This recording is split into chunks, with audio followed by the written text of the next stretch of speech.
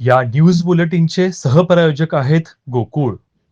गोकुळ दूध संघाच्या हिरक महोत्सवी वर्षात 6,500 प्राथमिक दूध संस्थांना जाजम आणि घड्याळ वाटप करण्यात आलं. मात्र या खरेदी प्रक्रियेत सहकार कायद्यानुसार जाहीर निविदा न देता केवळ कोटेशनवर खरेदी केल्याचा आरोप करण्यात आला.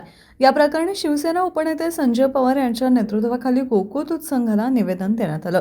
कोल्हापूर जिल्हा सहकारी दूध संघ गोकुळकडून 3,74,00,000 जाजम आणि घड्याळ खरेदी करण्यात आली.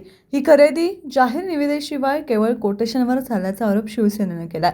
सहकार कायद्यानुसार जाहीर निविदा अनिवार्य असतानाही ती प्रक्रिया डावलण्यात आली, असा सवाल उपस्थित करत शिवसेनेनं बुधवारी गोकुळला निवेदन दिले. या खरेदीसाठी संचालक मंडळाची मंजुरी होती का आणि खरेदीच्या जाहिराती कोणत्या दिवशी कुठल्या वृत्तपत्रात प्रसिद्ध केल्या होत्या याची माहिती देण्यात यावी अशी मागणी करण्यात आली.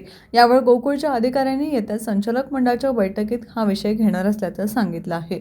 यावेळी उपनेते संजय पवार, सहसंपर्क प्रमुख विजय देवणे, जिल्हा प्रमुख संजय चौगुले, जिल्हा प्रमुख वैभव उगळे, उपजिल्हा प्रमुख सुरेश पवार, तालुका प्रमुख तानाजी आंगरे, तालुका प्रमुख भरत आमटे उपस्थित होते.